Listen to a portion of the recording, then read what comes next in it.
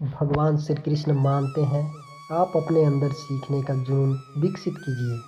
अगर आपने यह कर दिया तो आपको आगे बढ़ने से कोई नहीं रोक पाएगा। शिक्षा सबसे शक्तिशाली हथियार है जिसे आप दुनिया को बदलने के लिए उपयोग कर सकते हैं। एक सपने के टूटकर चकनाचूर हो जाने के बाद दूसरा सपना देखने के हौसले को ही जिंदगी कहते हैं। अपनी किसी भी मंजिल से आप जब तक दूर हैं, जब तक उसके लिए पहला कदम न उठाया जाए। जब जल गंदा हो तो उसे हिलाते नहीं बल्कि शांत छोड़ देते हैं, जिससे गंदगी अपने आप नीचे बैठ जाती है। इसी प्रकार जीवन में परेशानी आने पर बेचैन होने के बजाय शांत रहकर विचार करें, हल जरूर निकलेगा। आशाएं ऐसी हो जो मंजिल तक ले जाए, मंजिल ऐसी हो जो जीवन जीना सिखा दे, जीवन ऐसा हो जो संबंधों को कदर करे और संबंध ऐसे हो जो याद करने को मजबूर कर दे। कुछ बोलने और तोड़ने में केवल एक पल लगता है, जबकि बनाने और मनाने में पूरा जीवन लग जाता है। प्रेम सदा माफ़ी मांगना पसंद करता है और अहंकार सदा माफ़ी सुनना पसंद करता है। जो इंसान खुद के लिए जीता है उसका एक दिन मरण होता है, पर जो इंसान दूसरों के लिए जीता है उसका युगों युगों तक स्मरण होता है। मत सोच कि तेरा सपना क्यों पूरा नहीं होता। हिम्मत वालों का इरादा कभी तो अधूरा नहीं होता। जिस इंसान के कर्म अच्छे होते हैं उसके जीवन में कभी अंधेरा नहीं होता। जब तक जीवन है तब तक सीखते रहो, क्योंकि अनुभव ही सर्वश्रेष्ठ शिक्षक है। बेटियों को चांद जैसा मत बनाओ कि हर कोई घूर घूर कर देखे, किंतु बेटी को सूरज जैसा बनाओ ताकि घूरने से पहले सबकी नज़र झुक जाए। कोशिश हमेशा आखिरी सांस तक करनी चाहिए, या तो लक्ष्य हासिल होगा या अनुभव। जीवन में शांति चाहते हो तो दूसरों की शिकायतें करने से बेहतर है खुद को बदल लें, क्योंकि पूरी दुनिया में कारपेट बिछाने से खुद के पैरों में चप्पल पहन लेना अधिक सरल है। लोग कहते हैं बात उनसे करो जिससे बात करना पसंद हो, पर भगवान कहते हैं बात उनसे करो जिसको आपकी बातें सुनना पसंद हो। इंसान सफल तब होता है जब वो ये समझ लेता है कि हर इंसान अपनी जगह सही होता है। भीड़ हमेशा उस रास्ते पर चलती है जो रास्ता आसान लगता है, लेकिन इसका मतलब यह नहीं है कि भीड़ हमेशा सही रास्ते पर ही चलती है। आलोचना में छिपा हुआ सत्य और प्रशंसा में छिपा हुआ झूठ अगर मनुष्य समझ जाए तो आधी से ज़्यादा समस्या अपने आप सुलझ जाती है। लोग जब आपको पूछते हैं कि आप क्या काम करते हैं, तब असल में वो हिसाब लगाते हैं कि आपको कितनी इज्जत देनी है। भरोसा अगर ईश्वर पर है तो जो आपकी तकदीर में लिखा है वही पाओगे, लेकिन भरोसा अगर खुद पर है तो ईश्वर भी आपकी तकदीर वैसे लिखेगा जैसा कि आप चाहोगे। हर नई शुरुआत इंसान को डराती है, पर याद रखना, इंसान को कामयाबी मुश्किल के बाद ही आती है। जीवन में बोलकर नहीं कुछ करके दिखाओ, क्योंकि लोग सुनना नहीं देखना पसंद करते हैं। भगवान मानते हैं बिना संघर्ष के कोई महान नहीं होता। मुश्किलों से डरकर भागना कायरता है, उनका डटकर सामना करें। मन का संकल्प और शरीर का पराक्रम यदि किसी काम में पूरी तरह लगा दिया जाए तो सफलता मिलकर रहेगी। अक्सर वो लोग अपने मंजिल को पा ही लेते हैं जिन्हें अपनी काबिलियत पर विश्वास होता है। यदि आप में शुरू करने के लिए साहस है तो यकीन मानो आप में सफल होने का भी साहस है। अपने लक्ष्य को पाने के लिए सतत प्रयास करते रहें, सफलता आपके पास स्वयं आएगी। सफल होने के लिए ज़रूरी है कि आप में सफलता की आशा सफलता के डर से कहीं अधिक हो। कड़ा संघर्ष और अच्छे इरादों से की गई मेहनत कभी बेकार नहीं जाती। जिंदगी भी उसे ही आजमाती है जो हर मोड़ पर चलना जानता हो। जिंदगी की सच्चाई यही है कि ठोकर लगने पर ही इंसान चलना सीखता है। जब तक हमें जान पाते हैं कि ज़िंदगी क्या है, तब तक याद ही खत्म हो चुकी होती है। समय सबको मिलता है जीवन बदलने के लिए, पर जीवन दोबारा नहीं मिलती समय बदलने के लिए। मनुष्य का व्यवहार और शब्द ही लोगों को मित्र और शत्रु बनाता है। अगर इंसान की जुबान सुधर जाए तो जीवन सुधरने में वक्त नहीं लगता। भगवान श्री कृष्ण कहते हैं, इंसान के जीवन में बुरा वक्त सबका आता है, पर कोई निखर जाता है तो कोई बिखर जाता है। बीता हुआ समय अगर आपको परेशान कर रहा है तो यही सही समय है उसे श्रद्धांजलि देने का।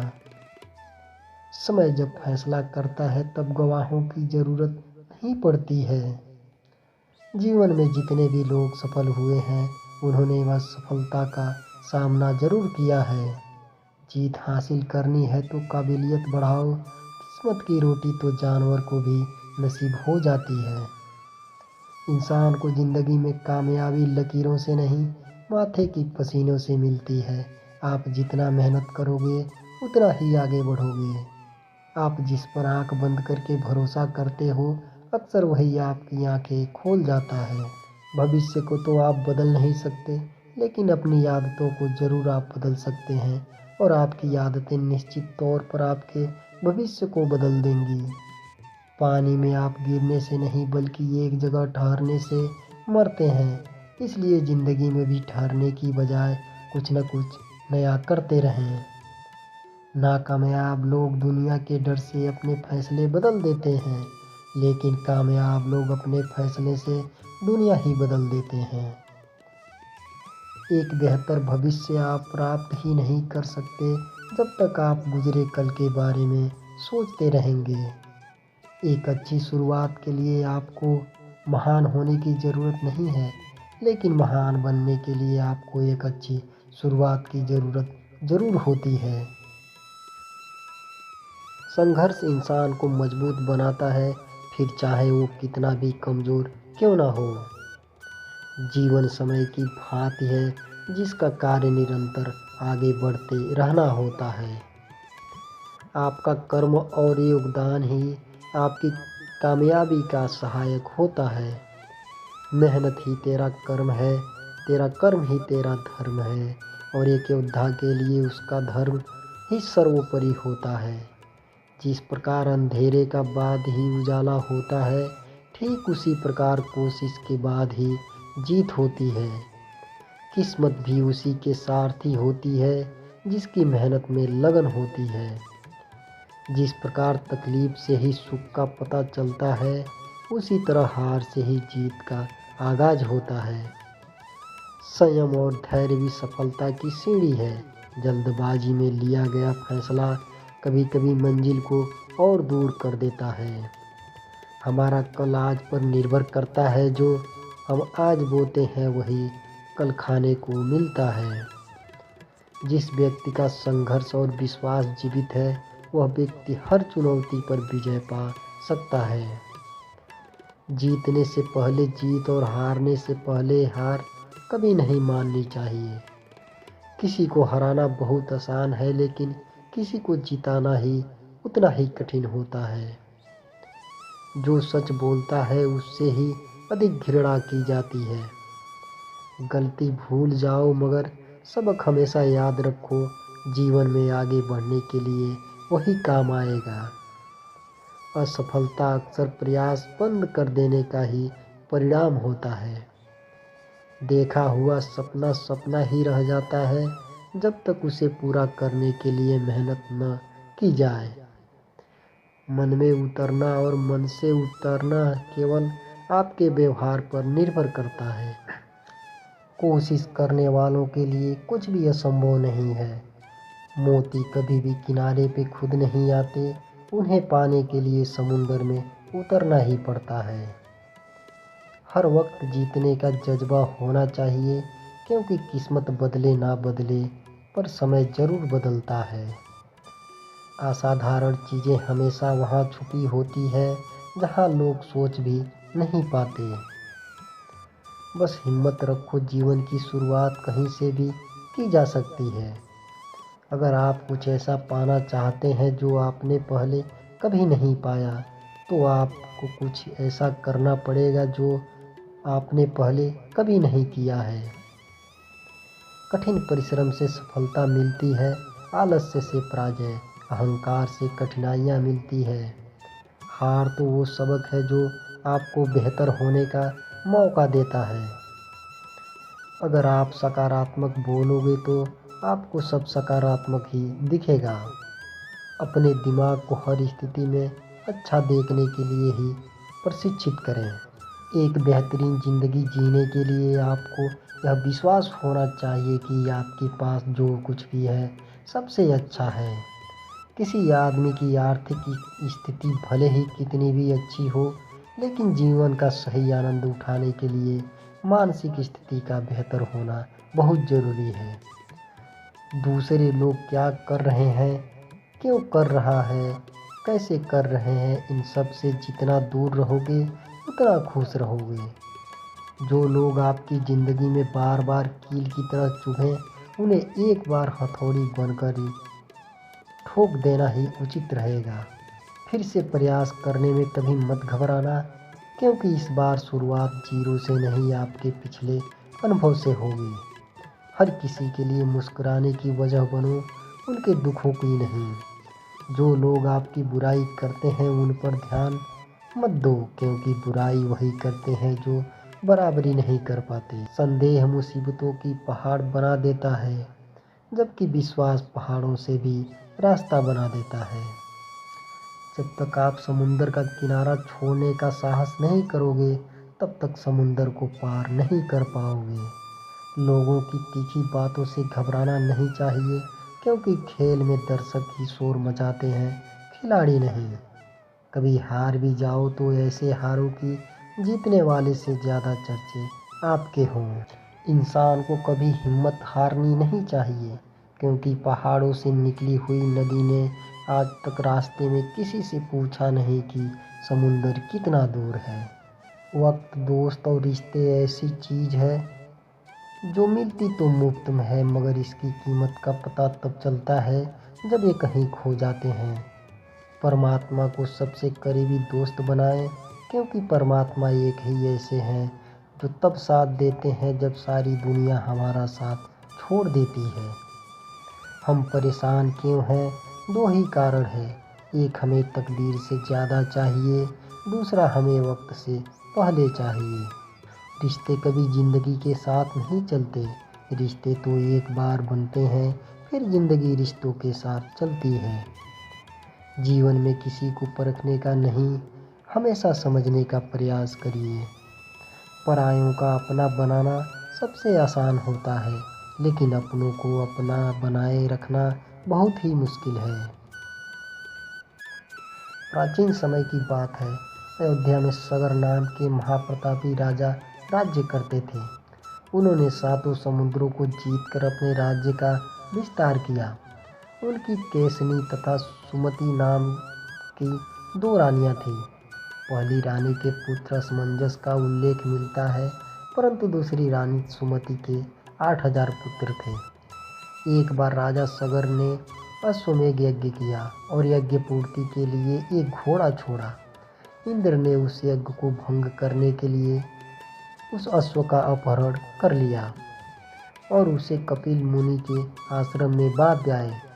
राजा ने उसे खोजने के लिए अपने 8,000 पुत्रों को भेजा। सारा भूमंडल छान मारा, फिर भी अश्व नहीं मिला। फिर अश्व को खोजते खोजते जब कपिल मुनि के आश्रम में पहुँचे, तो वहाँ उन्होंने महर्षि कपिल को तपस्या करते देखा। उन्हीं के पास महाराज सगर का अश्व बांधा हुआ था। सगर के पुत्र उन्हें देखकर चोर चोर चिल्लाने लगे। इससे महर्षि कपिल की समाधि टूट गई। जब ही महर्षि ने अपने नेत्र खोले, त्यों ही सब जलकर भस्म हो गए। अपने पितृव्य चरणों को खोजता हुआ राजा सगर का पौत्र अंशुमान जब मुनि के आश्रम में पहुंचा, तो महात्मा गरुड़ ने भस्म होने का सारा वृत्तांत सुनाया। गरुड़ जी ने यह भी बताया, यदि इन सब की मुक्ति चाहते हो तो गंगा जी को स्वर्ग से धरती पर लाना पड़ेगा। इस समय अश्व को ले जाकर अपने पितामह के यज्ञ को पूर्ण कराओ, उसके बाद यह कार्य करना। अंशुमान ने घोड़े सहित यज्ञ मंडप पर पहुंचकर सगर से सारा वृत्तांत कह सुनाया। महाराज सगर की मृत्यु के उपरांत अंशुमान और उनके पुत्र दिलीप जीवन पर्यंत तपस्या करके भी गंगा जी को मृत्यु लोक में ला ना सके। सगर के वंश में अनेक राजा हुए, सभी ने 8000 पूर्वजों की भस्मी के पहाड़ को गंगा के प्रवाह के द्वारा पवित्र करने का प्रयत्न किया, किंतु वे सफल न हुए। अंत में महाराज दिलीप के पुत्र भागीरथ ने गंगा जी को इस लोक में लाने के लिए गोकर्ण तीर्थ में जाकर कठोर तपस्या की। इस प्रकार तपस्या करते करते कई वर्ष बीत गए। उनके तप से प्रसन्न होकर ब्रह्मा ने वर मांगने को कहा, तो भागीरथ ने गंगा की मांग की। भागीरथ के गंगा मांगने पर ब्रह्मा जी ने कहा, राजन, तुम गंगा को पृथ्वी पर तो ले जाना चाहते हो, परंतु गंगा जी के वेग को संभालने के लिए शक्ति केवल भगवान शिव में है। इसलिए उचित यह होगा कि गंगा का भार एवं वेग संभालने के लिए भगवान शिव का अनुग्रह प्राप्त कर लो। महाराज भागीरथ ने वैसा ही किया। भगवान शिव ने गंगा को अपनी जटाओं में समाहित कर धरती पर धीरे धीरे प्रवाहित किया, जिससे भागीरथ गंगा को धरती पे लाने में सफल हुए। तो आज की कहानी आपको कैसी लगी कमेंट बॉक्स में ज़रूर बताएं, और ऐसे ही प्रेरणादायक कहानियों के लिए चैनल को सब्सक्राइब और वीडियो को एक लाइक ज़रूर कर दें।